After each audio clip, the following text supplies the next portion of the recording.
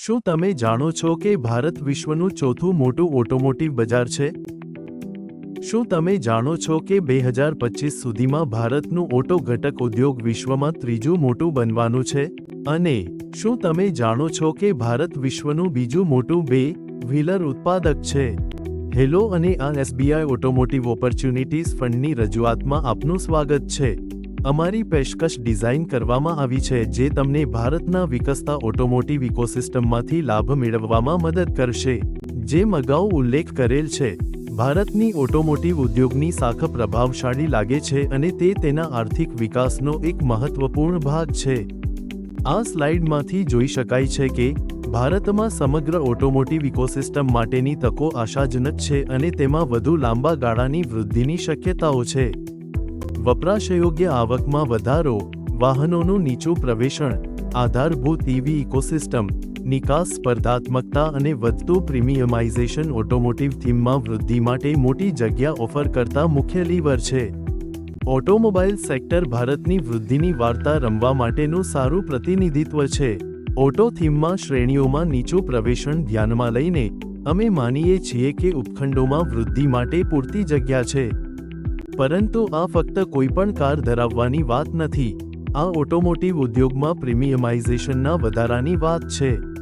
વધુ વપરાશયોગ્ય આવક ધરાવતા ગ્રાહકો એવા વાહનો પસંદ કરી રહ્યા છે જે ન માત્ર તેમની મૂળ પરિવહનની જરૂરિયાતો પૂરી કરે છે, પરંતુ તેમની સ્થિતિ, સ્વાદ અને જીવનશૈલીનું પણ પ્રતિબિંબ આપે છે.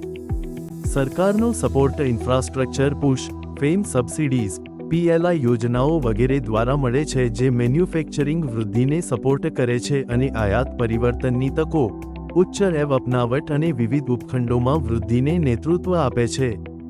ચીન, દક્ષિણ કોરિયા અને યુએસ જેવી અર્થવ્યવસ્થાઓ સાથેની તુલના દર્શાવે છે કે આજે ભારત તે દેશોમાં છે જ્યાં તેઓ પ્રારંભિક હાઇપર ગ્રોથ ફેઝમાં હતા.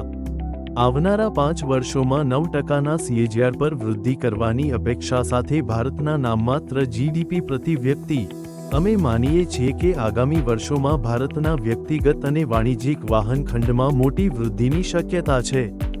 ઓટોમોટિવ થીમ માટે ધ્યાનમાં લેવાની 4 મોટી ક્ષેત્રો છે: OEMs, ઓટો ઘટક ઉત્પાદકો, EVs અને નિકાસકારો.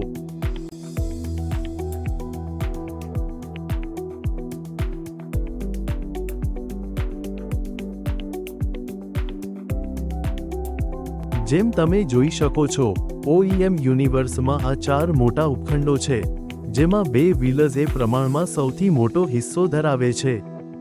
ઓછું પ્રવેશન અને વધતી પ્રતિ વ્યક્તિ આવક વિવિધ વાહન કેટેગરીઓમાં વોલ્યુમ વૃદ્ધિને ચલાવવા માટે સેટ છે. બે-વ્હીલર ખંડમાં, બે મુખ્ય પ્રવૃત્તિઓ બજારના દૃશ્યને ફરીથી આકાર આપવા માટે તૈયાર છે: સ્કૂટરીકરણ અને પ્રીમિયમાઇઝેશન. MHCV ઉદ્યોગમાં ચક્રીય સ્વભાવ હોવા છતાં, મજબૂત મેક્રો અને વૃદ્ધ વાણિજ્યિક વાહન બેડાને ધ્યાનમાં લઈને આશાની કિરણ છે.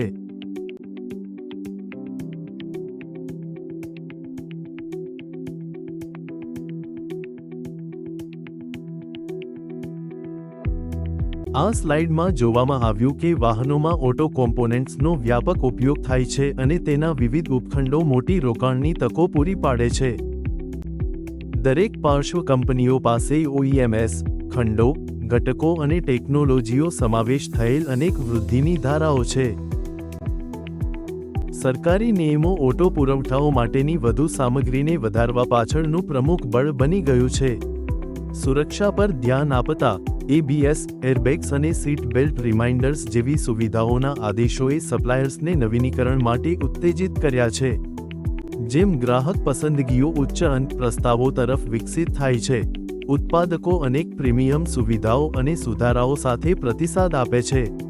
આ બદલાવ પ્રીમિયમ સુવિધાઓના પ્રવેશ અને સ્પષ્ટપણે વાહનોમાં નવી જરૂરિયાતને દર્શાવે છે.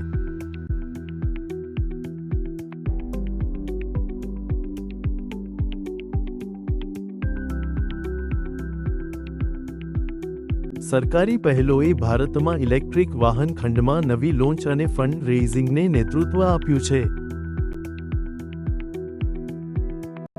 આનાથી ભારતમાં EV પેનિટ્રેશનમાં વધારો થયો છે અને તેના પરિણામે ઓટો એન્સિલરી કંપનીઓની EV ઓર્ડર બુકમાં વૃદ્ધિ થઈ છે.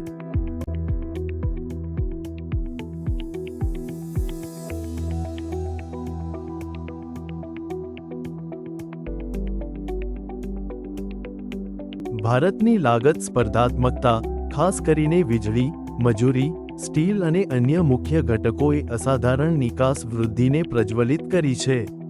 આ ફાયદો ભારતને આવનારા દિવસોમાં વૈશ્વિક બજારમાં એક પ્રમુખ ખેલાડી તરીકે સ્થાન આપશે. ઓટો એન્સિલરી ઉદ્યોગે પ્રભાવશાળી વૃદ્ધિ વક્રનું દેખાવ કર્યું છે, જેમાં ગત 5 વર્ષમાં 12% કરતાં વધુની CAGR વખાણાઈ છે. ભારતનો સંબોધિત નિકાસ બજારમાં હિસ્સો વધારવાની શક્યતા વધી રહી છે.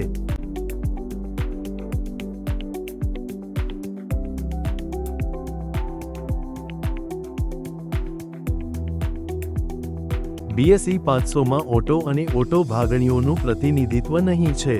સાંત્વા અંકો સાથે તુલનાત્મક. અમે વિશ્વાસ કરીએ છીએ કે આપણું ઓટોમોટર સ્પેસમાં સેન્ટર ઉત્તેજનનો દરિયો ચાલુ છે. તેથી, તે બાદ થતા પ્રમાણ માટે સંકેતો છે કે પરિણામે ઇન્ડેક્સનું પ્રતિનિધિત્વ વધી શકે છે. વર્તમાન મૂલ્યાંકનમાં નિફ્ટી ઓટો ટ્રાઇપે કિંમત પ્રારંભ 22.3 છે. આ મુખ્યરૂપે ઇતિહાસના સરાવરે એવા મૂલ્યાંકનો સાથે ઘણા તરત અંકો સાથે અનુરૂપ છે.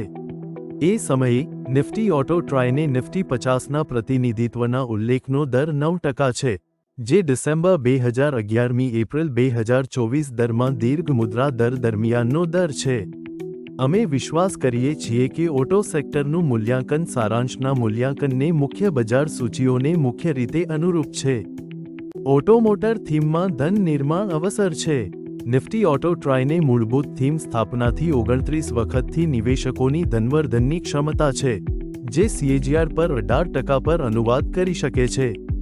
નીચેની કોષ્ટીમાં તમે જોઈ શકો છો કે 5 વર્ષના રોલિંગ આધારે નિફ્ટી ઓટો ટ્રાયને મહત્વાકાંક્ષી 15% CAGR પ્રદાન કર્યો છે, જે લગભગ 60% સમયના મુદ્રાઓ છે.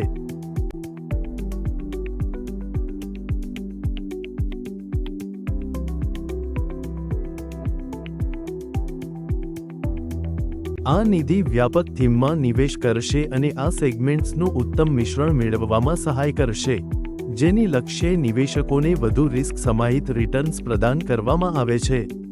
આ નિધિનું નિવેશ વિશ્વ 100 નામોનું મોટું છે, જે બજાર મૂલ્યાંકન અને ઓટો ઉપખંડોના વિસ્તારમાં પ્રસરિત છે.